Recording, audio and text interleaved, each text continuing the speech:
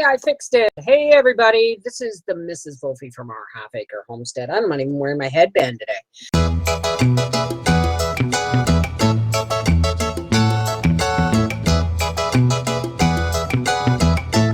I just got out of the pool. Welcome. Okay. Now, this is going to be a touchy subject because I'm going to be addressing a comment that was left in my Message in the Beans video. Okay. I'm going to read you the comment. I'm pretty sure I know where this comes from, but I'm still going to address it. Okay. Stella Tops. It's a fake name. Sorry, I'm going to have to phonetically read this. Does this remind you of how you treat your own family member you have given up on and turned your back on in live? Think. Now, I know exactly who that is. Okay? I'm going to repeat the message. This was about my Message in the Beans. Do you remember the Message in the Beans, folks? Does this does this not remind you of how you treated your own family member you have given up on and turned your back on in live? Think. Thanks, Pat. I know who sent that. But that's okay. That's okay, right? Let's talk. No, it's not my mother-in-law. It's not my mother-in-law. Maybe not. I don't know. But it doesn't matter. It really doesn't matter, because if you remember, okay, the message in the bean, okay, was that with God's help, we can take anything that is dished out to us and we will rise with God's help. Do I have to repeat that? With God's help, if we fight to rise and fight to live and fight to thrive, we will with God's help. Right? This isn't about me. This is about people's relationship with their inner strength, their higher power, or whomever they choose to call that. Okay? This has nothing to do, I'm not God. So if somebody is sick, somebody you love is sick, and you're standing talking to them and saying, oh my God, how do you feel? What can I do to help? And they go, bleh! Do you not step back so that vomit does not hit you?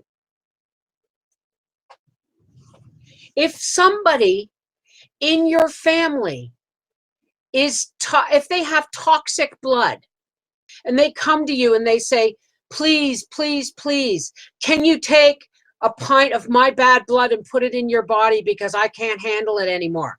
I say, no, sorry, I can't do that. You're going to have to go to the hospital and get it looked after by a professional. Okay? Do we understand what the difference? If someone is sick or toxic, you can love them all you want, but you still have to step away from the communicable shit that's going to land on you if you allow them into your space. Because remember, your space is a safe place. Do you remember we talked about loving yourself first, being authentic with yourself, right? If you can't love yourself enough to protect yourself, the gift that God has given you, your life, your mental, emotional, spiritual, and physical life, if you do not love yourself enough to protect that, then you aren't capable of loving anybody. What happens if you love people that are so sick, you still let them in? and you love them, and all they do is drag you down and make you sick and make you sick and make you sick. You can't help them if you're sick too. Does any of this make sense, people? So what I'm trying to get at is that, yes, I'm the beans. I'm the beans. If you want to be the beans, or if you are the beans, then your struggle to survive whatever shit is being thrown at you is between you, your inner strength, and what fuels your inner strength. That it would be your higher power, or whatever you choose to call God.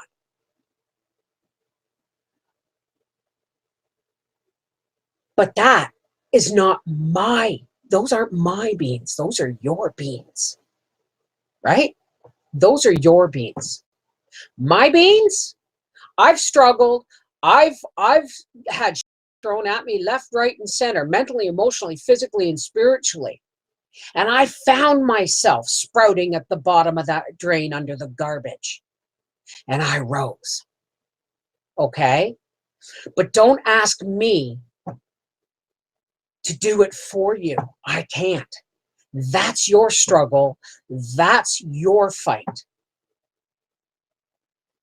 Just because I understand that message, it does not mean I'm going to allow toxic people into my life.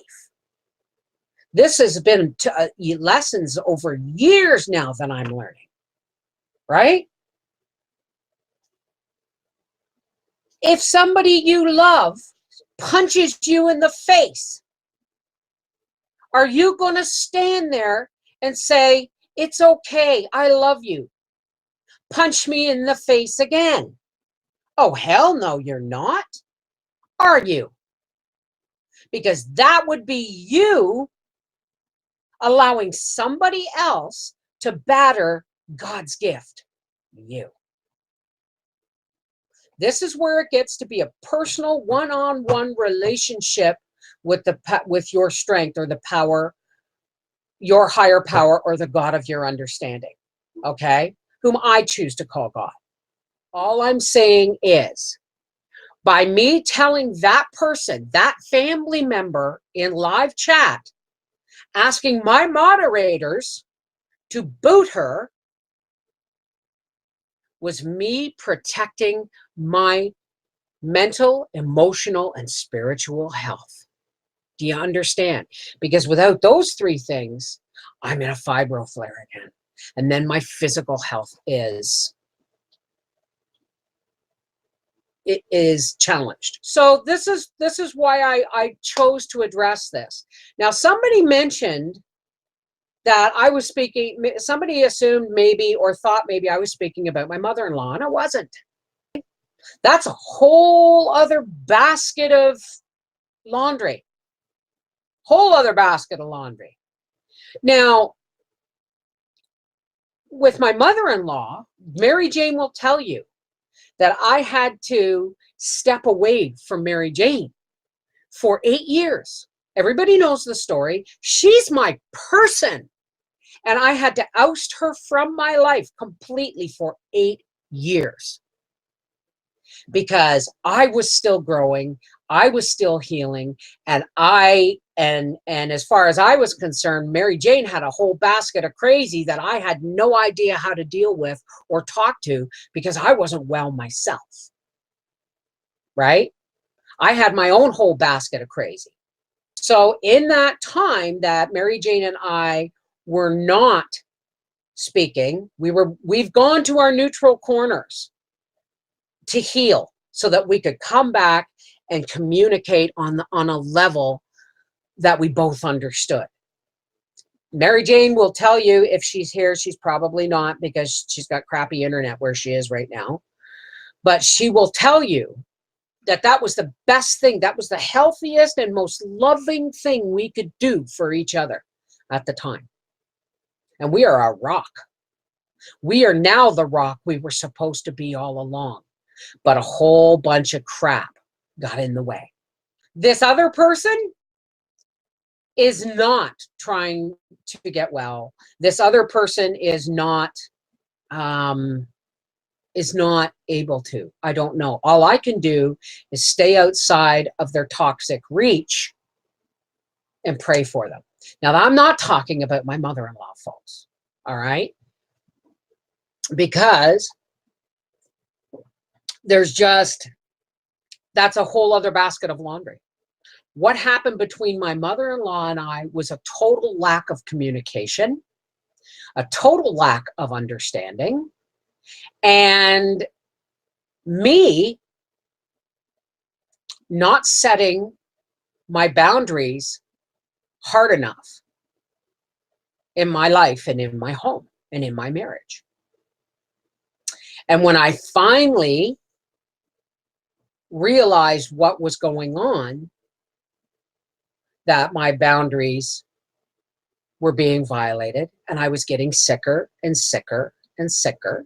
You know there's something wrong, folks, when you do your absolute best to make Christmas perfect for everyone, but you're showing up at your own dinner table in a walker and stressed and hurt and angry because nobody understood. Well, that was my wasn't it? But what I had to do in my life was set proper boundaries. And when I tried to do that, Leona snapped. And she left. And she was very angry. The thing is, I own the shit. It is my fault that I chose to ignore idiosyncrasies in some of the information I was being given with my mother-in-law. I chose to ignore behavior in my home that I would not allow from anybody else. I chose to ignore my boundaries being violated because I didn't set them comfortably and hard the first time. But when I rose and went, wait a second, all I did was say, you know what, Mom? When I'm talking to my husband, and she snapped. And that was it. Now, there was a time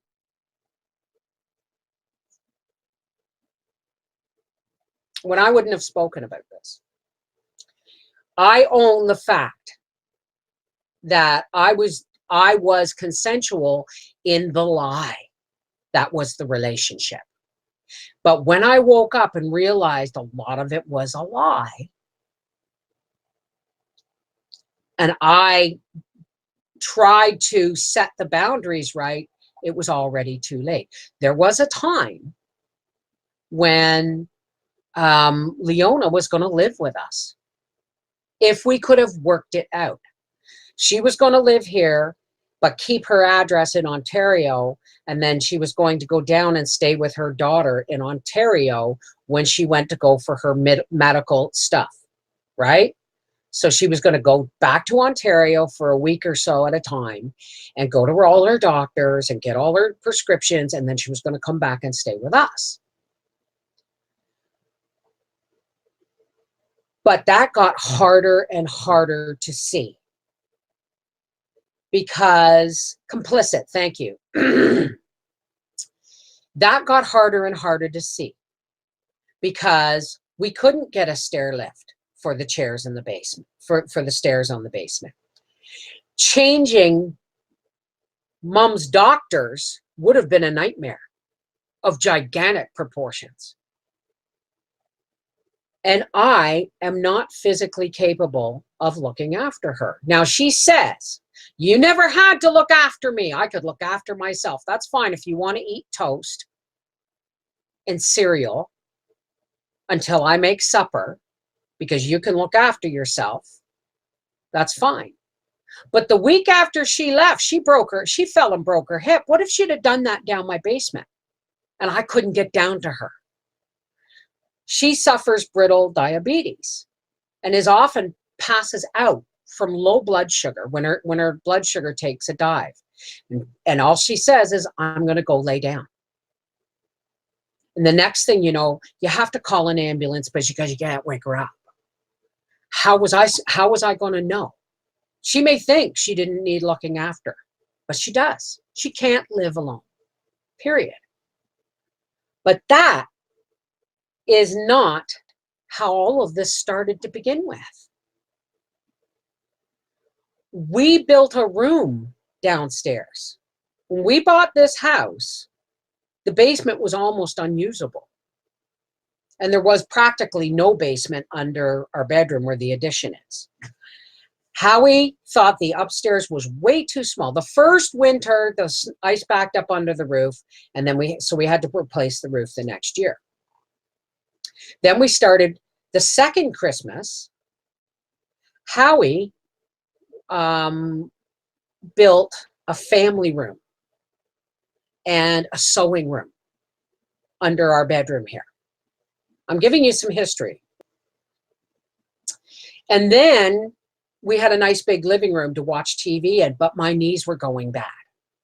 So Howie built a little kitchenette and a bathroom so that when we were having family night, watching movies or whatever, right, I didn't have to go upstairs. Inside Kate's kitchen. Bev, is it safe for her to live downstairs? No. No. Because I'm not capable of looking after her. This is what I mean. So Howie built the family room and sewing room. And then he took a section of the bed. We had a utility room. And then Howie built a little kitchenette and a little bathroom. And the last thing we built was a bedroom for my mother-in-law so that she didn't put Briar on the couch every time she came to visit, which was her, and she paid for the flooring for that room.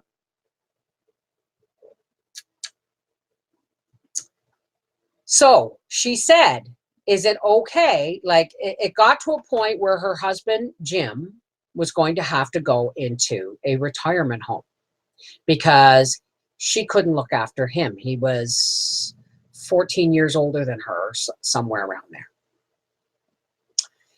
And she moved into the retirement home with him. But she said, I'm cleaning out the apartment. Can I bring a few personal items from home for my bedroom and to leave in the bathroom? We said, sure. You know, because we knew once she was in the retirement home, you know, her visits were going to be, she was going to be able to come up and visit us and Jim would be looked after, right? And she said she rented a U-Haul trailer. So we figured, yeah, a couple of dressers. She doesn't have, you know, a couple of dressers, whatever, right? We show up and she's got a 27-foot moving van and she's moving in an entire apartment into my basement and claiming it. Now, everybody saw on video us saying, do you like your apartment? Because what else were we going to do? I said to Howie, when I saw from the balcony that U-Haul truck coming in, I thought, this is not right. And I went downstairs and I met Howie and I said, this is not a little U-Haul trailer. I said, this isn't a few personal items, Howie. And he said, what do you want me to do? Tell her she's got to put her life to the curb? Well, no, obviously. And obviously she knew that's exactly what he would do. But it didn't stop there. So we gave her a bedroom and she took the apartment. She took an apartment. Howie's solution? Build an addition so we have a living room again. Do you understand how the progression went? Right? Do you remember my trip to Michigan with Howie? And there was the Michigan meetup? The reason we went to Florida after Christmas that year, after just having driven to Michigan and back in November, was because my mother-in-law threw a bit of a hissy fit with me because I wouldn't let her come to Michigan with us. And I bought into the emotional blackmail. And I put my self and my health through hell to take her to Florida. Yes, she paid for that trip as well. I'm not even going to get into that. But yes, she paid for her part of the trip. But that was when we got home, it was a pot boiling over. It was a pressure cooker just waiting to blow, right? So I got really upset that every time I tried to say something to Howard, she would interrupt or she would answer for him. And when we went to look at a motor coach, because Howie's thinking that would solve our problems with motels and gas and privacy and food. Because when I travel, I don't eat well. There's no food that is never cooked properly to me, right? So having a coach would solve that problem, right? The trip to Florida for me, honest to God, was hell. Was absolute hell. You asked Mary Jane, a couple of times I had to phone her and sit in my truck for privacy and talk my way through the stress. So when we got home and the buttons kept getting pushed, we were on our way home from looking at the motor coach, and Leona was with us, and we said, is it a one bedroom? The motor coach had to be physically comfortable for me. I had to be able to use the bathroom. I had to be able to sleep in the bed without claustrophobia. I had to be able to move if the vehicle was moving from the front to the bathroom without interference of too many pop-outs, yada, yada, yada, yada, yada. So when we were with the first one we ever looked at, you know, I said, there's just the one bedroom. I said, does that couch pull out? And they said, yes. And Leona said, oh, those bloody things are uncomfortable. And I said, well, it's a good thing you won't have to use it too often.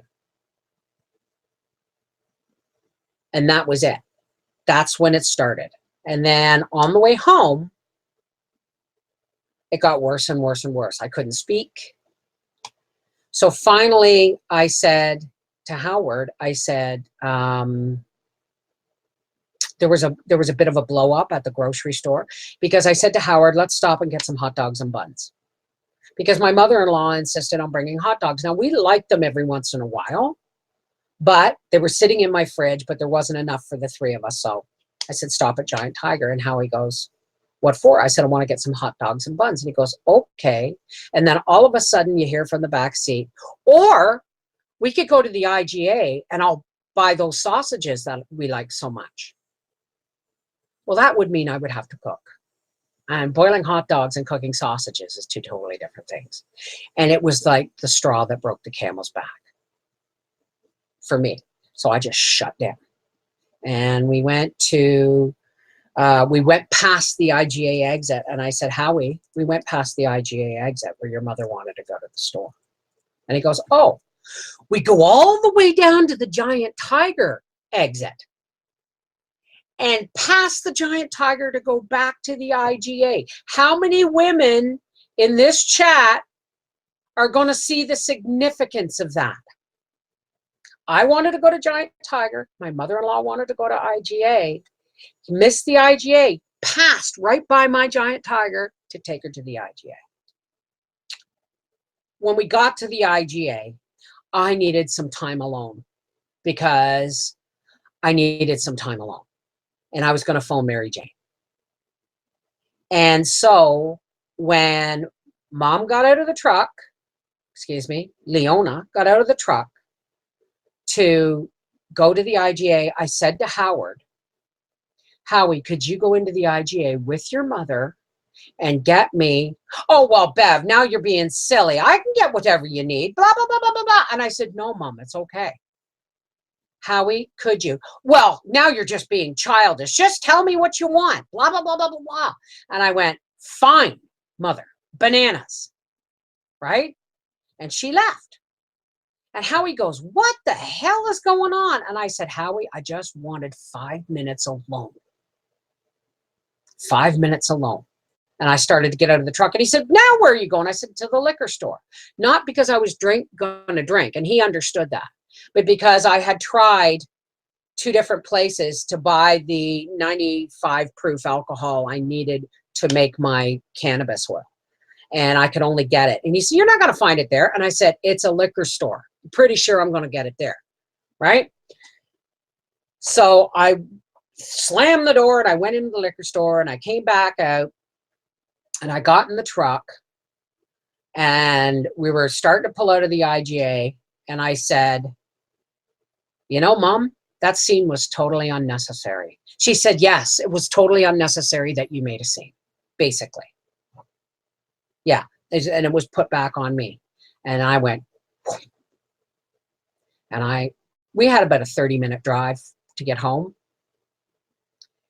My first mother-in-law ruined my first marriage. Well, I mean, you have to accept that there is some part in there that you have to accept some culpability. Because if she ruined your marriage, it's because you allowed it. You know what I mean? This is my point that I'm getting to. So on our way back, before we had gone to look at the motorhome, we had phoned our go-to guy, that Jimmy Carroll, he plows our driveway, if he could deliver us some hay while we were gone. And I knew that I had asked him before we left, but I said to Howard in the truck, I said, did you pay Jimmy Carroll for the hay? And he goes, no, he hadn't delivered it yet. And I said, okay, go to Jimmy and Judy's. And I've got the money, and we'll stop at Jimmy and Judy's before we get home so you can pay them. And he looked at me, and he said, okay. So we got, because every time I spoke, she tried to interrupt. So that's why I stopped talking. So when we got to Jimmy and Judy's, Howie got out of the truck. Now there's a walkway in their front door, and there's pleasantries to be exchanged at the front door when he pays for the hay and then comes back. So as soon as he shut the door, now mom tried to tell everybody I attacked her, when the truth is it was the other way around. Now, it's been over 2 years, and that's the only reason I can now talk about this without anger and hurt rising, because I have grown above it. But when Howie got out of the truck and shut the door, I turned to say to her, you know what, Mom? When I'm talking to my husband, I would appreciate, whack, she went off like a friggin' Roman candle. I treated her, this is the message that she spewed at me. And I'm waving with a smile on my face at Judy because she's standing in the doorway while my mother-in-law's screaming at me. Right? And she made sure she said everything she had to say and timed it so that she shut up as soon as Howie opened the truck door, and all he heard was my response. So what she said to me was that I treated her like shit, that everything was mine, not ours, that everything had to be my way or the highway,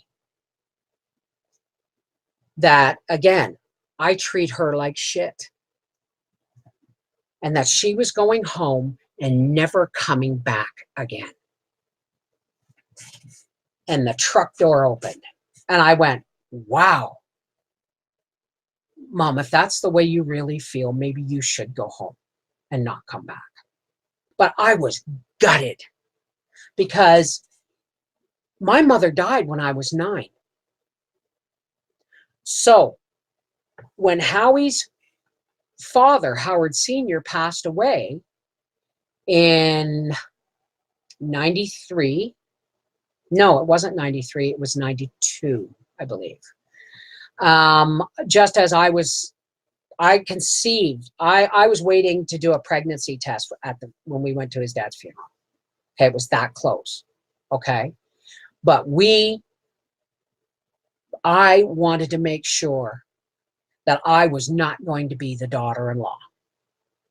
that the atypical daughter-in-law that couldn't get along with the mother-in-law. And I gave her the position of mother in my life. And she abused it and blew it. So now she's Leona. And she's welcome to come here, right? She's tried to get her family all upset, saying I've turned Howie against her. No, I haven't. What she fails to realize is that it's been me buying her Christmas presents, me sending her birthday cards, me including her, me. Howie would come home, because she'd be with me all day. Howie would come home. We would all have supper together. We would all watch TV together. And on the weekends, we might go for a drive, but most of the time he was outside and working. He got to skim across the top of the pond of that relationship. So when I finally said, fine, you got what you want, your life without me in it, right? She started telling other family members that I turned Howie against her because he wasn't speaking to her. She never noticed that he rarely spoke in Facebook. He never emailed. He never texted. They didn't have that kind of relationship.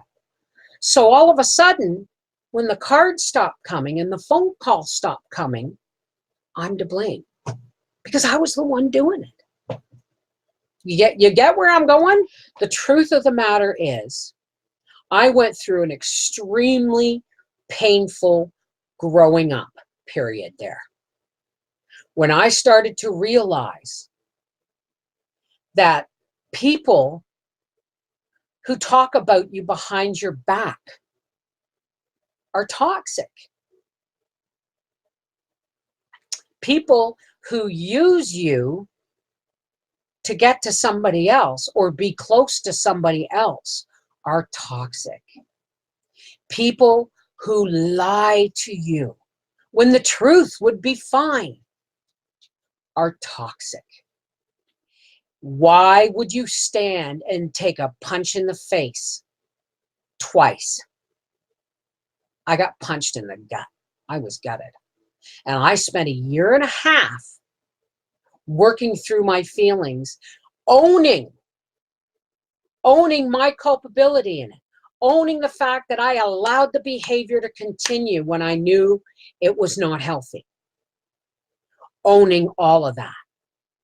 Even when I tried to explain to my mother-in-law over and over and over again that there is no way you can actually live here. You can come and stay as often and as long as you want, but you can't live here. This cannot be your address. It would be a logistical nightmare. You have all your doctors in place where you live. You're living with one daughter and you have two other daughters within 15 minutes of you. So why need you be up here? And the fact that she once told me I was more daughter than all three of her daughters put together, and that now she's told everybody she never said that, it was a lie. I'm not running down my mother-in-law. I love that woman and I miss her, but I don't miss the bullshit. You understand? It was making me ill. You can't live an authentic, honest life and allow and ignore the lies that are in your living room without calling them on it.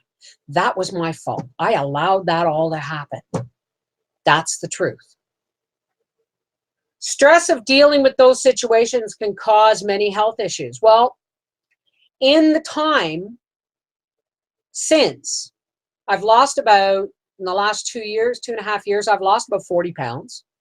50 if you go back a little bit further, because I started recognizing my need for privacy, my need for boundaries around my property, boundaries in my home, boundaries in my privacy. Nobody else is allowed to voice my opinion for me. Do you understand how hard that is to live with when you're trying to be honest? So it just got too much. And so we are now kind of speaking to each other on Messenger. But because I sent her an email when I really understood, when she had her daughter Karen phone and start bawling me out when she really wanted it, why would Karen phone me to bawl me out about Howie? Why didn't mom just phone Howie? Right? It's really simple. So I told her that, right? You need to say something to your son. Have a conversation with your son. I'm not a mediator anymore. I'm not going to be the hinge between you two. I'm not.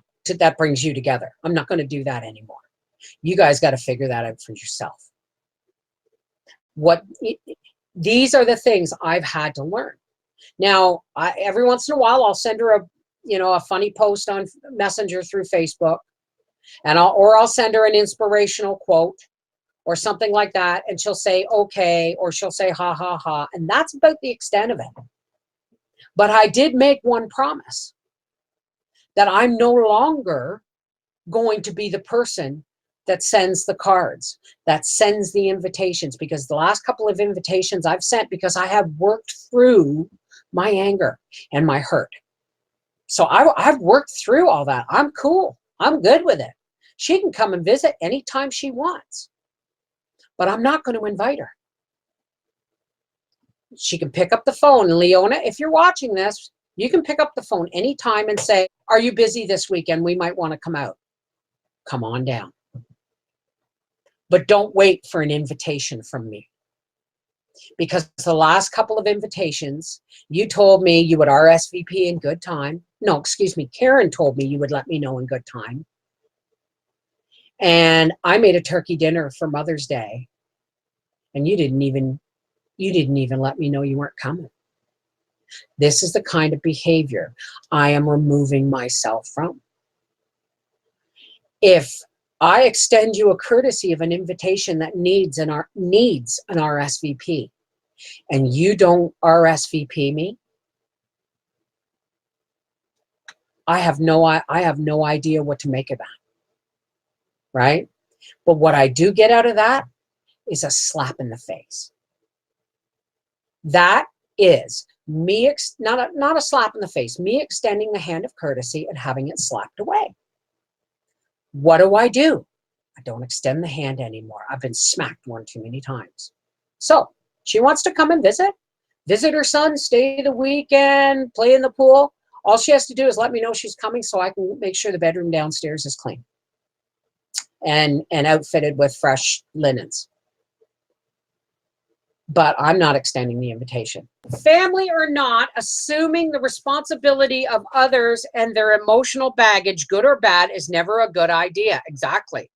Taking care of yourself first enables you to care for others now and in the future. Exactly. And it's not just, we've talked about this before, loving yourself means accepting the responsibility of taking care of yourself mentally, emotionally, physically, and spiritually. Why? Because if you are not your centered, authentic self and loving yourself enough to take care of yourself, you're absolutely no good for anybody else. All you're doing is, you're pouring your heart out instead of keeping anything for yourself. And you're pouring it down bottomless pits sometimes, because some people never understand the concept of love. They have an idea of it. They have a picture of it, but not where it begins, which is here. No, that's not true, Kate. Kate's Kitchen says, Bev, allowing her to continue contacting you will only open you to more abuse. No, that's where you're wrong. That's where you're wrong. Because I now understand the concept of my personal boundaries. So if somebody walks into my house and spouts off lies, it's not up to me to correct them. But it is up to me to know that they're lies and not to accept them, the lies. Do you understand the difference? People will only treat you the way you let them. My home is my home. This is my husband's castle. I know because he rebuilt it from the ground up, foundations and all. This is our home, and she's more than welcome to come and visit. But my personal boundaries will be respected. She now understands that she has no say in this house. She is not an equal partner in this house, in this relationship. Maybe she was in her own mind, but she's not. She would like people to believe that she's not welcome here. She would like people to believe that I treated her like, pretty sure I got video evidence enough that I've done nothing but love her. She would like people to believe that I am someone who tossed her away. Not happening. She threw me away. And apparently, she still doesn't want back in. So I don't want to talk about this anymore, only because it's taken me over 2 years to be able to say these things without judgment, without hurt, without anger. Right? I didn't want to bring this to you guys and have me spewing all this acid because it gutted me. And it took me a lot of, where's my journal? My journal's here somewhere. A lot of journaling, a lot of emails where I sent her emails saying, what the hell just friggin' happened here? What the hell did I do? How can this possibly be all me? You know, I did go through that period. She never once answered me. Never once. Okay? Until later on. Until later on. But every email I sent her, she shared chosen pieces with family so that she could paint me in the darkest possible light so that she would be, oh, poor her. But the thing is I don't understand why my mother-in-law is this way. I don't understand why she's so negative. I started calling her Negative Nancy for a long time, near the end, because everything was bad. She didn't have a good opinion about anybody. And I remember saying, wow, how do you talk about me when I'm not around? I figured it out, right? And when that truck incident happened where I said, well, maybe you should go home and never come back. And Howie went, whoa, what's going on here? And Mom said, nothing. And when we came back, she went down the basement and closed the bedroom door and refused to come out, refused to speak until Karen came all the way from Port Hope the next day to pick her up.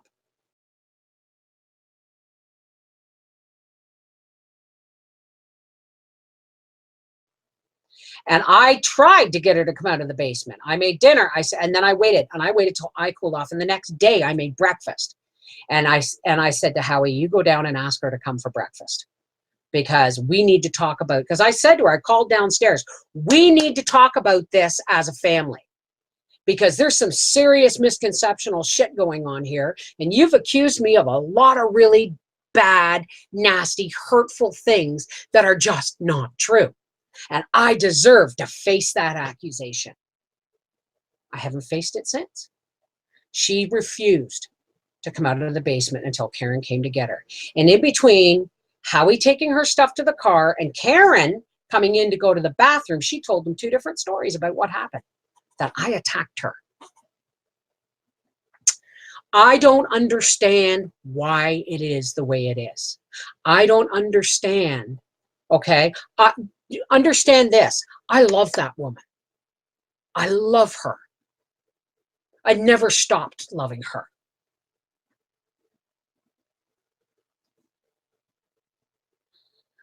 How can I put this? Love doesn't mean you have to accept unacceptable behavior. Love doesn't mean you have to accept unacceptable behavior. Auntie V, you can love someone, but love yourself more. Well, no, see, it's really not even that, honey. It's not. If you love yourself, and I'm not talking about narcissism, I'm talking about loving yourself enough to set healthy boundaries so that you can be physically, emotionally, spiritually, and mentally as well as you can possibly be. Would you allow somebody to mentally, emotionally, spiritually, or physically abuse your child? Then why would you accept it at yourself? I love her to the extent that my love will allow. I don't love myself more or less than anybody else. I love myself because that's the safest, most loving thing I can do for everybody around me is to be kind and loving to myself. Because once I'm there, I can love everybody around me in a healthy way. I was not loving my mother-in-law in a healthy way because I wasn't loving myself. Now I love my mother-in-law in a healthy way. I've always loved her, but now it's healthy. Healthy with boundaries. Healthy with not accepting unacceptable behavior. You know, not accepting lies. Do you understand? Respect. The key to everything. I've had to learn to respect myself first, and now learning to damn near demand it from others. Exactly. But you don't have to demand respect from anybody. Respect will come when people understand what respect is. People will understand what respect is. That's the day you get respect. It's not about earning or demanding. It's about being in a position where you'll accept respect, and if you don't get it, it's the same as being abused. I don't need it in my life, right? And I'm sorry I've monopolized the conversation here because I wanted to clear some stuff up. Anyway, I appreciate you guys all listening. I have to go and snap some beans that Daddy and I picked yesterday, and I have to edit a garden video. I did a video when we were out in the garden with one. My back is still bad, and so is my knee, but I'm a whole lot more comfortable now. So, but I'm still limited in what I can do yet. Like I had to get Howie to get the meat out of the freezer this morning because I wasn't going to be able to bend or lift the freezer lid and bend. Even lifting the freezer lid to grab it with grabbers is too hard on my back right now. So Howie, oh God, I got to tell you this. Howie cleaned the house on Friday. He was sick all night Thursday night with a migraine. And when he finally dozed off or got into a good, comfortable sleep, I waited a couple hours and I phoned him in sick at work, right?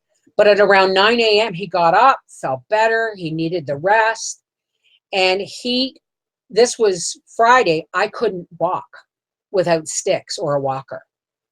So he cleaned the house. He folded the laundry. He got the laundry caught up. He swept the floors. He wiped the counters. He did all the dishes.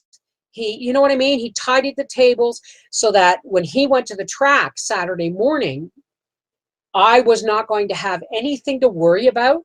I was only going to have to look after myself. That little bit of work it takes to look after myself, right? There was nothing for me to trip over, no laundry to fold for me to obsess over because I couldn't get up and down off the couch, folks, to fold my laundry, okay? So he did all that. And last night, he made supper. Like, you know, I guided him, but he made supper last night. So, I mean, I'm still physically not capable of doing a lot, but I'm incrementing back up because I favored my back so much, I buggered my knee. Right? You know, when you favor something too much and you try and walk on it or use it too much, your other parts of your body overcompensate. So, I spent the weekend canning chicken, 2 kinds of pickle, relish, tomato sauce, and more. I'm dehydrating beans. So I did a little video of Howie and I out in the garden because I was picking beans from a lawn chair because my back was really badly buggered, right? So, but I picked beans yesterday, and Howie picked currants and strawberries. So that is kind of coming, right? And my pear tree's looking really good. Howie is a real sweetheart. He admitted that he did it. Part of the reason he was doing it is because he felt guilty that he was going to the races. And I said, Howie, I understand that, but I also understand that you're doing this so that you don't have to worry about me while you're gone. Don't sell yourself short. I get it. And it's our wedding anniversary in 2 days.